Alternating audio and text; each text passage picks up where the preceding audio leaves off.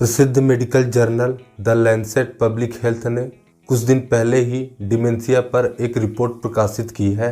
सन 2050 तक डिमेंशिया से पीड़ितों की संख्या विश्व में बढ़कर 3 गुने से अधिक हो जाएगी और वहीं भारत में डिमेंशिया से पीड़ितों की संख्या बढ़कर 2 गुनी हो जाएगी। WHO के रिपोर्ट के मुताबिक सन 2019 तक डिमेंशिया से पीड़ितों की संख्या विश्व में 5 करोड़ 74 लाख के करीब है और वहीं भारत में डिमेंशिया से पीड़ितों की संख्या 38 लाख 14 हजार के करीब है, जिससे 2050 तक विश्व में 15 करोड़ 28 लाख पीड़ितों के होने का अनुमान है और वहीं भारत में इसकी संख्या 2050 तक 1 करोड़ 14 लाख के करीब होने का अनुमान है। अब बात करते हैं डिमेंशिया की कि आखिर यह बीमारी क्या है। अक्सर आप लोगों ने देखा होगा अपने घर पर या फिर आस पड़ोस में किसी उम्र दराज व्यक्ति को, चाहे वह फिर पुरुष हो या महिला हो, जिनकी उम्र सामान्यतः 60 वर्ष से अधिक होती है, उनमें याददाश्त, सोचने समझने की क्षमता, किसी को पहचानने में दिक्कतें, सीखने की क्षमता में कमी तथा भाषा और निर्णय लेने को प्रभावित करता है। ऐसे लक्षणों के व्यक्ति डिमेंशिया से पीड़ित होते हैं या फिर उनके डिमेंशिया से पीड़ित होने की संभावना अधिक हो जाती है। ज़्यादातर विश्व में लोगों द्वारा इसे उम्र का एक पड़ाव मानकर या उम्र का एक हिस्सा मानकर इसे नज़रअंदाज कर दिया जाता है। बाद में यही बीमारी एक गंभीर रूप धारण कर लेती है। डिमेंशिया से विश्व में प्रतिवर्ष 15 लाख से अधिक लोगों की मृत्यु हो जाती है। इसलिए WHO ने डिमेंशिया को 7th leading causes of death कहा है।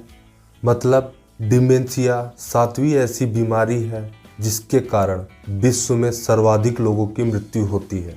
अब बात करते हैं कि आखिर डिमेंशिया होता कैसे है या इसके रिस्क फैक्टर के बारे में। डिमेंशिया होने के 10 से 12 कारण बताए जाते हैं, जिनमें प्रमुखतः 3 कारणों को लिया जाता है, जिसमें पहला है शराब का सेवन, दूसरा है ब्रेन इंजरी और तीसरा है एयर पोल्यूशन। ये तीनों ही रिस्क फैक्टर 40% तक का योगदान देती हैं डिमेंशिया के लिए। वहीं दूसरी ओर अदर इंक्रीजिंग फैक्टर की बात करें जिसकी वजह से डिमेंशिया की शिकायत आ सकती है, उनमें पहला रिस्क फैक्टर है मोटापा, दूसरा रिस्क फैक्टर है हाई ब्लड शुगर लेवल और तीसरा रिस्क फैक्टर है स्मोकिंग। ऐसे लोगों में डिमेंशिया होने की संभावना अत्यधिक होती है। अब बात करते हैं डिमेंशिया के प्रकार की। डिमेंशिया कई प्रकार के होते हैं और मैं यहाँ उसी की चर्चा करना चाहूँगा जिसकी संख्या सबसे ज़्यादा है और इससे विश्व भर में 60 से 70% लोग पीड़ित हैं, जिसे हम अल्जाइमर्स के नाम से जानते हैं। डिमेंशिया में सबसे ज़्यादा पीड़ित अल्जाइमर डिजीज़ के ही होते हैं। यही डिमेंशिया का सबसे कॉमन प्रकार है। अगर आप सब ने फेमस बॉक्सर मोहम्मद अली को उनके अंतिम वक्त में देखा होता तो वो भी डिमेंशिया के एक प्रकार, जिसे हम पार्किंसंस कहते हैं, वे उससे पीड़ित थे। लेकिन पार्किंसंस के मामले बहुत ही रेयर आते हैं। हमारी और विश्व की अभी सबसे बड़ी समस्या है अल्जाइमर्स। आपको बता दूं कि यह बीमारी महिलाओं को पुरुषों की तुलना में ज़्यादा प्रभावित करती है।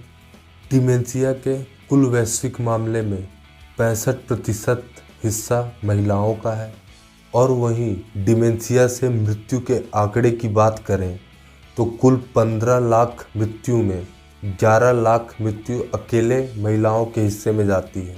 डिमेंशिया की शिकायत 60 वर्ष से कम उम्र के लोगों में भी देखी जाती है, जो अपने अपने रिस्क फैक्टर पर डिपेंड करते हैं, चाहे वह ब्रेन इंजरी हो, अल्कोहल कंजम्पशन हो या फिर एयर पोल्यूशन हो। पूरे विश्व में डिमेंशिया ही एक ऐसी बीमारी है जो विकलांगता और उसके साथ ही साथ लोगों में सोशल डिपेंडेंसी को बढ़ाती है, जिसके कारण घर के बड़े बुजुर्ग, फिर वो चाहे माता पिता हो, दादी दादा हो या फिर नाना नानी हो, खुद को, घर वालों तथा बच्चों पर बोझ समझने लगते हैं। फिर खुद को वे मानसिक तौर से खुद को बिल्कुल ही अकेला पाते हैं। लेकिन ज़्यादातर मामलों में तो यही होता है कि घर के सदस्यों द्वारा ही इन बड़े बुजुर्गों के साथ इस तरीके का व्यवहार किया जाता है। उन्हें बोझ समझा जाता है, यातनाएं दी जाती हैं, फप्तियाँ कसी जाती हैं, जो डिमेंशिया में आग में घी डालने का काम करती है। जैसा कि सर्वविदित है कि अभी तक डिमेंशिया के लिए कोई भी ऐसी दवाई नहीं बनी है जिससे हम परमानेंट इस बीमारी का इलाज कर सकें।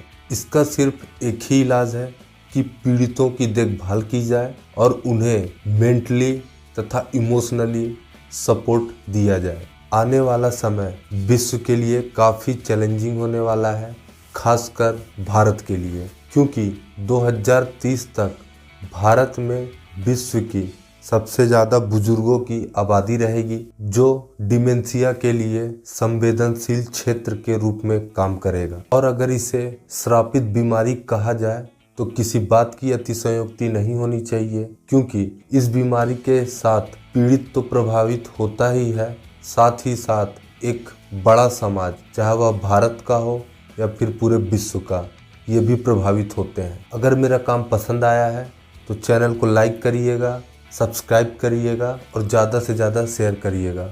मिलते हैं अपने नेक्स्ट वीडियो में, तब तक के लिए धन्यवाद।